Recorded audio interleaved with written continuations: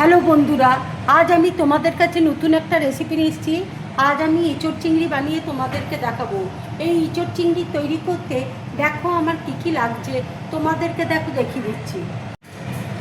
এখানে দেখো চিংড়ি মাছ নুন হলুদ দিয়ে ভেজে নিয়েছি। ইঁচড় দেখো সেদ্ধ করে নিয়েছি। আলু দেখো সেদ্ধ করে নিয়েছি। রসুন বাটা আছে, আদা বাটা আছে, কাঁচা লঙ্কা বাটা আছে, কাজু চালমগজ আর কিশমিশ বাটা রয়েছে। টক দই দেখো ফেটিয়ে রেখেছি। পেঁয়াজ দেখো কুচিয়ে নিয়েছি। তেজপাতা আছে, ধনে গুঁড়ো আছে, জিরে গুঁড়ো আছে, হলুদ আছে, গরম মশলা রয়েছে, কাশ্মীরি লঙ্কার গুঁড়ো রয়েছে, তেজপাতা রয়েছে।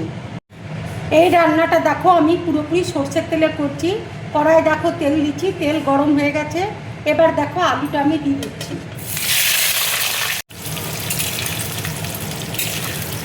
আন্দাজ মতো দেখো নুন দিয়ে দিচ্ছি, হলুদ দেখো দিয়ে দিচ্ছি। আলু দেখো ভাজা হয়ে গেছে, এবার আমি তুলে নিচ্ছি।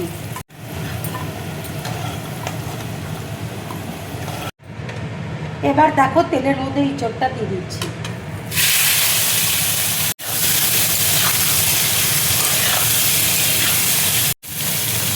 আন্দাজ মতো দেখো নুন দিয়ে দিচ্ছি, হলুদ দেখো দিয়ে দিচ্ছি।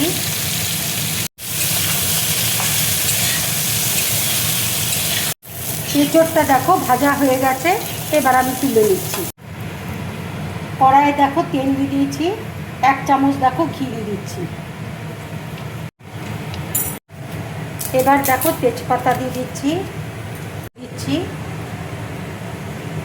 পেঁয়াজ কুচি দেখো দিয়ে দিচ্ছি।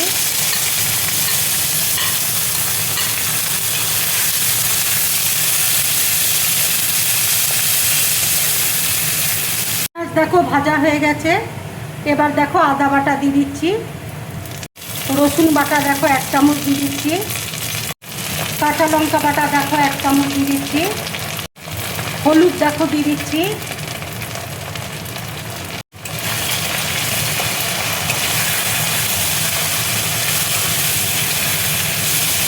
ধনে গুঁড়ো দেখো দিয়ে দিচ্ছি, জিরে গুঁড়ো দিয়ে দিচ্ছি। অল্প করে জল দিয়ে দিচ্ছি, নাহলে মশলাটা পুড়ে যাবে। টমেটো দেখো দিয়ে দিচ্ছি। টক দই দেখো ফেটিয়ে রেখেছি, টক দইটা দিয়ে দিচ্ছি।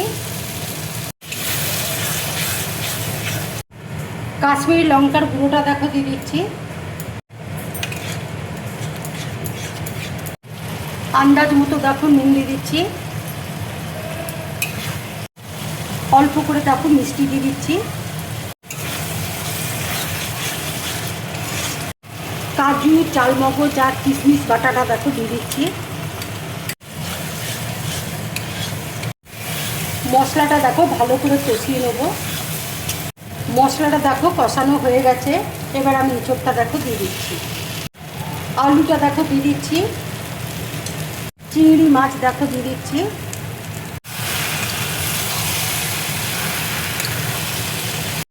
এবার দেখো জল দিয়ে দিচ্ছি।